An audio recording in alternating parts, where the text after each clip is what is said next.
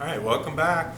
I have a couple more things I wanted to cover in preparation for our midterm. And recall that we're splitting our midterm up into two sections. One will be this Wednesday, and the other section will be next Monday.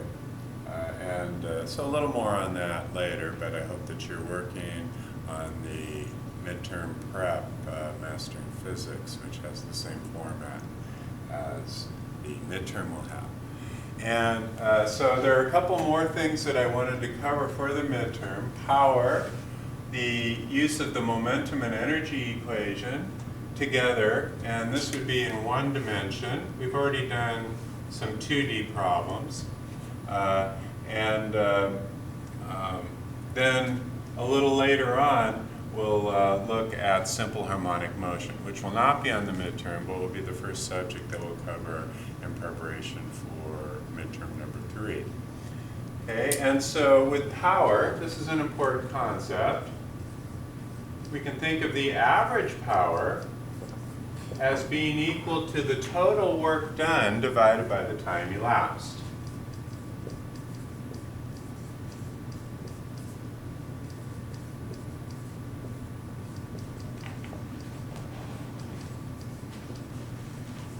Or we can write this as P average equals W over T, where W is the total amount of work that's done in a certain amount of time.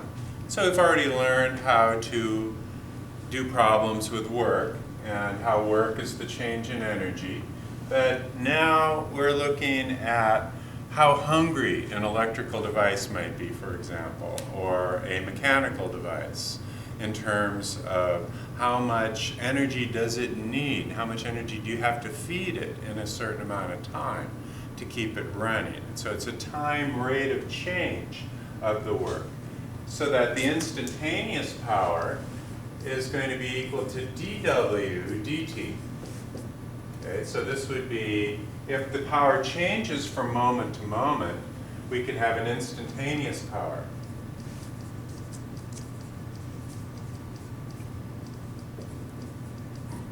And we'll look at that expression in a little while. But I wanted to look at some simpler examples that just deal with the total amount of work that's done and the average power that's required to make that happen. And so let's take a look at a hike up a mountain. Let's say that this mountain has a height of 1,000 meters. That'd be about 3,000 feet vertical. And let's say that you are hiking, and you may take a path that is not the most direct path to the top, but nevertheless, you are going to do a certain amount of work against gravity. And so in this process then, let's say that your mass is equal to 100 kilograms, because it's a nice easy number to work with.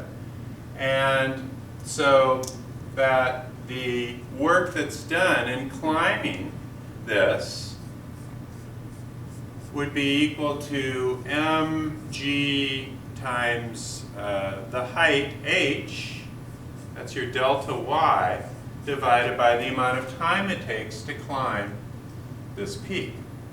Okay, and so let's say that the amount of time in this case is 1 hour, which would be 3,600 seconds. And let's find the average power that you exert in climbing this mountain. Okay, so P average while climbing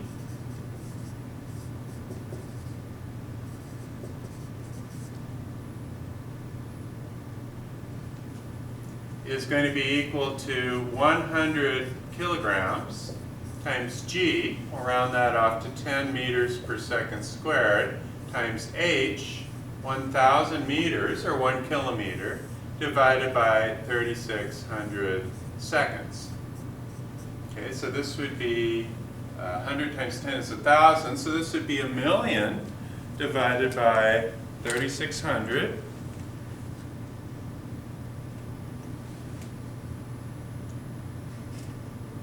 which would be 277 joules per second.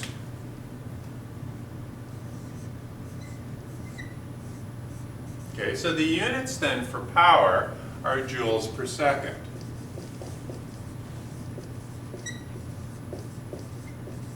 That's work done, joules, divided by time elapsed, second. So that's what we call a watt. Unfortunately, the symbol for watt is the same as the symbol for work, so I'll put little feet on that, so that we can write this then as 277 watts. And so that then is the rate at which you have to power your body in order to lift up your mass through that height against the influence of gravity. Now, this doesn't necessarily mean that this is the total amount of work that's done by your body, because your body is not 100% efficient. And so let's say that your body is only 20% efficient.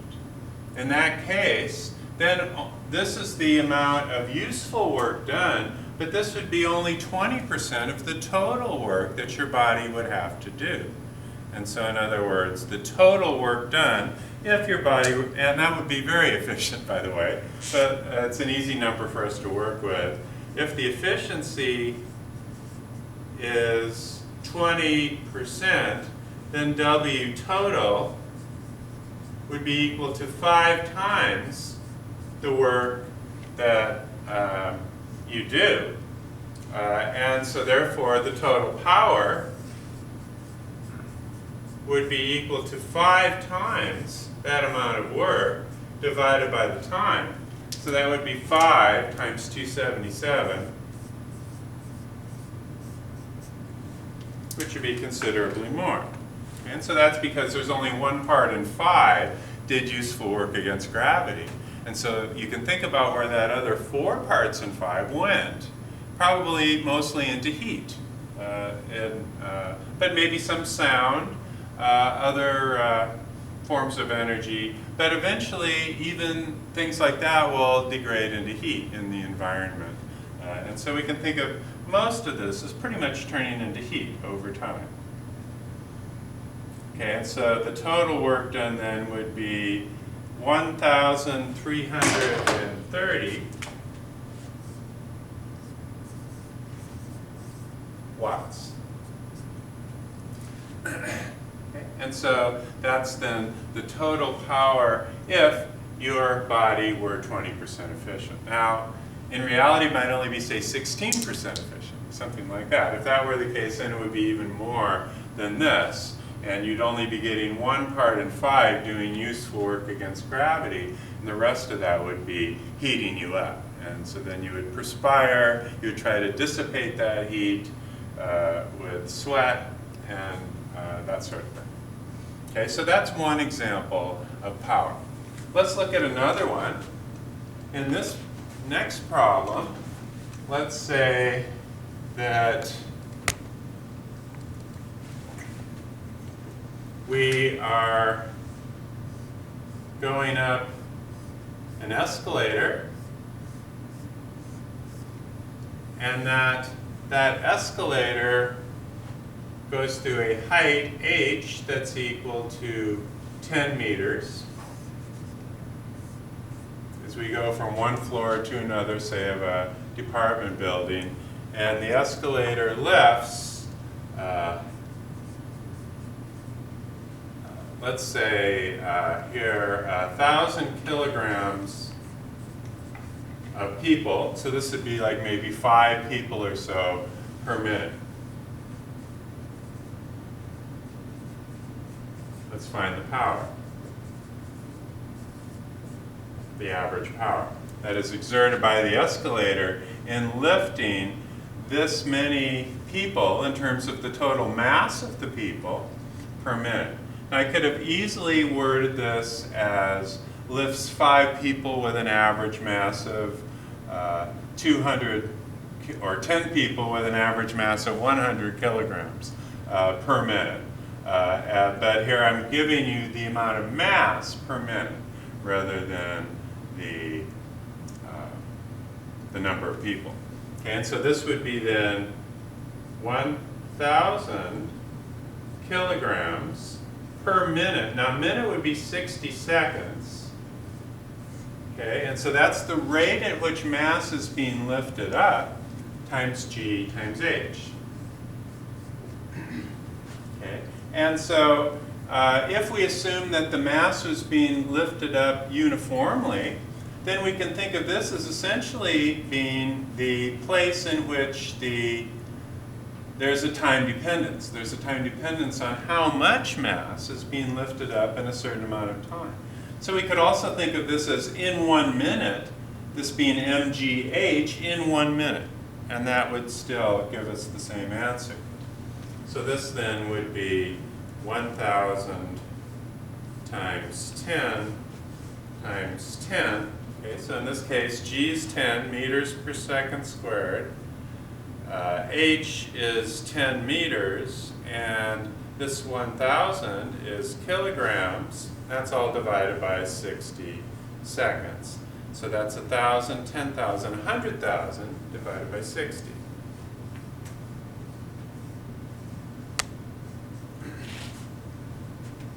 And so here we have, this is 1,000,000 divided by 360. This is 100,000 divided by 60. And let's see, where did I put my calculator? Oh, here it is.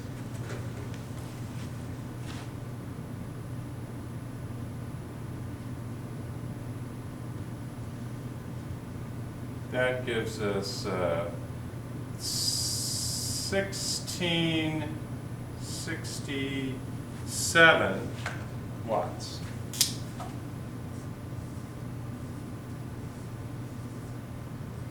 Or 1667 joules per second. Okay, so that's another average power calculation. And of course, this is just the power that is needed to overcome the force of gravity on this 1,000 kilograms worth of mass per minute. And so this may not be the total power of the escalator. We'd have to again look at the efficiency of what the escalator was in order to determine what the total power is. But this is the useful amount of work that's done in this problem. Now, in another example that I wanted to look at, let's say that we now look at the expression for the instantaneous power. And we write that that instantaneous power is equal to force F times distance F dot x, assuming the force is constant, divided by the time. Okay, so this is another expression for work where the work is equal to F dot x if and only if the force is a constant, so that we don't have to integrate, and the angle between F and x is constant. Okay, so this is a kind of a standard form for the power expression. And let's apply that to a car that is moving along at a certain speed. In this case, let's say the velocity is equal to 50 meters per second, and that there are some dissipative forces acting here. So in other words, if you're driving on the freeway and you let off of the gas pedal, you are slowly going to slow down because of friction forces that are acting. So to maintain your speed, you have to give the car a little bit of gas. But we want to maintain the speed. So we give just enough gas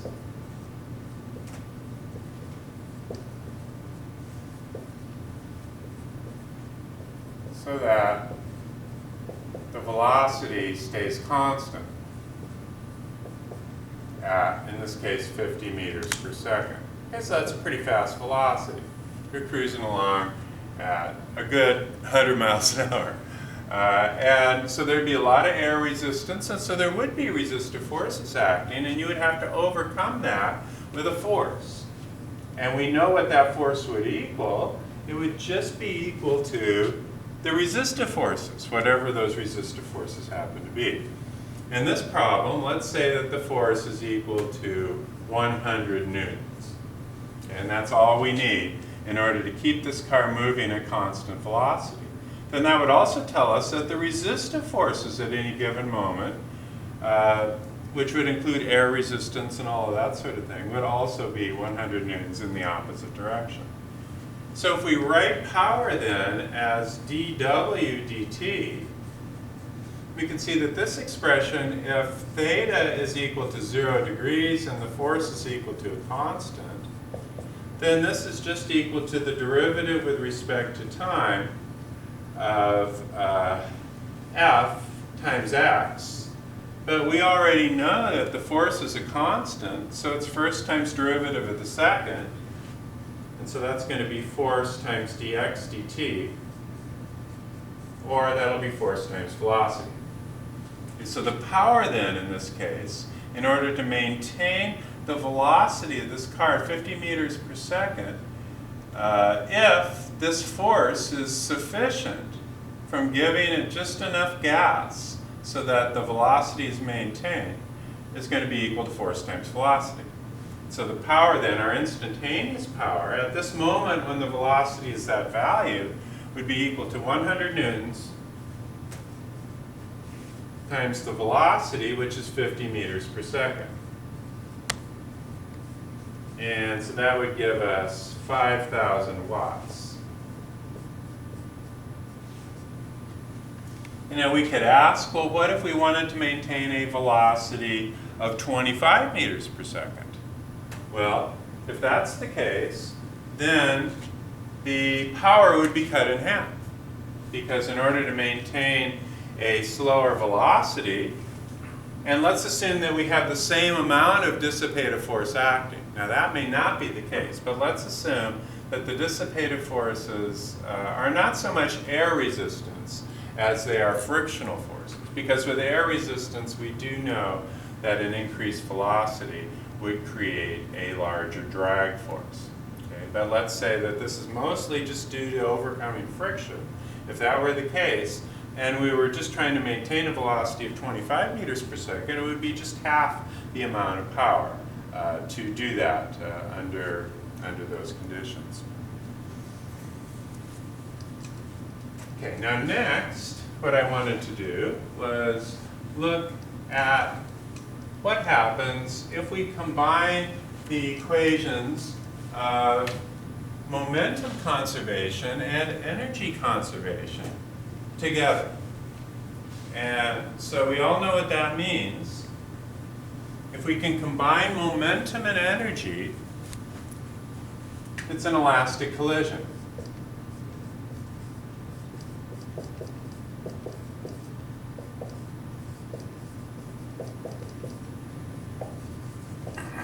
So if that's the case, then the initial energy equals the final energy, and the initial momentum equals the initial final momentum. Where momentum is a vector and energy is a scalar. So both of these equations must be satisfied. Now if we solve both of these equations together, we get the expression that you see up there on the data projector. Okay, so this is in one dimension. So the top equation is the momentum equation for two masses, m1 and m2. And then m1 has an initial velocity, m2 has an initial velocity in general, and then we just do a little bit of algebra, and we end up with these final expressions, v1 final and v2 final. Okay, and so this is something I would not expect you to derive for the exam, but I would like you to know how to use these equations. And I also wanted to look at a special case where m1 is equal to m2. Okay, so if m1 is equal to m2, let's say that we have an initial velocity of mass 1. So this is v1 initial. And then let's say here that we have mass 2 with v2 initial equals 0. Then let's find v1 final and v2 final. And so the way that we can do this is by going back to the equations. We see that v1 final is equal to m1 minus m2 divided by m1 plus m2 times v1 initial. So that's 0 times v1 initial plus, and then the second term is going to be 2m divided by m plus m times v2 initial. Okay, and so v2 initial is also 0. So that tells us then that v1 final is 0.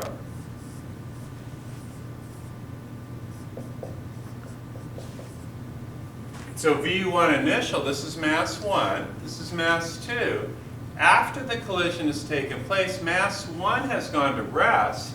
So I think you can see here that mass 2, if it's going to conserve momentum and energy, is going to have to be moving with the same velocity as mass 1 was moving with. And so if we go back up and look at the equation one more time, we see now that v2 final is equal to, here it's 2m, because m1 and m2 are equal, divided by m plus m times v1 initial. Okay. Plus m2 minus m1 is going to be 0, and v2 initial is also 0. So what we're left with then is v2 final equals v1 initial. Okay, and so that's what we have here then. The two objects have velocities that switch places. And so let's see if we can make that happen.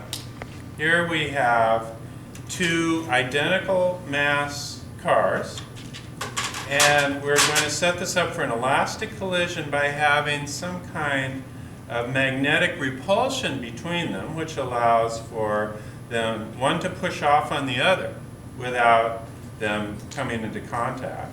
You have mass 1 move into mass 2, and mass 1 goes to rest, and mass 2 starts moving with that same velocity. Okay? And so if we have the table perfectly level, they just exchange velocities. And so this is the way then to solve an equation that involves mass times velocity simultaneously with a problem that involves mass times velocity squared. The only way to have both of those be true is to have them exchange velocities. And so we can see this again with the this fun little demo in which we move a mass in and we have it collide with a group of masses. Now we'll notice what starts to happen as many collisions take place. They eventually gets to the point where they're all moving together. And so what this tells us then is that the collision is not completely elastic. There is some inelasticity to it. But during one collision, that amount of inelasticity is not that much. But after many collisions, they start to move together, as would be the case in a totally inelastic collision. And then you could have two of these masses come in, and two of the masses would shoot out. So if we just allow this to happen once, then we see that the velocity of these two masses coming in is equal to the velocity of these two masses going out. But after we have allowed the system to move for a certain number of collisions, we've lost enough energy so that the collisions are essentially, we've lost enough energy so that they all move together. So after many collisions, this becomes what we could call an inelastic problem because all the masses now are moving together.